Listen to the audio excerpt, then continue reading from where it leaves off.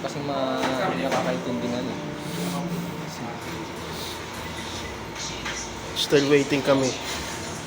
Pati si Pops, oh. Pati sa Pops. Oh. Waiting din, oh. 15 minutes. KFC. Noon na nga yung isang ano po. Ano na meron na sa isa? Oo, ayun. Ay, nauna yung 365, di ko mag-picture. At tayo na sigurado yun.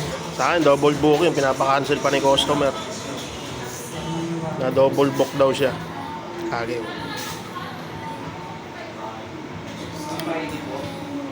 Nakaka-ano din ang mga customer. Meron ng... Bata daw yung ano, yung may dala. Sabi Yung isa yung mali. Yung nag-pick up ko, eh, kinabukasan pa raw yung pick up. Tawagan ko, magpa-cancel ko. Ayaw nila cancel. Eh, naka-grab case. Kung nakulo lang ako, eh, i-drop ko yung ano. Diba? Pwede mo naman i-drop yun ng ano eh.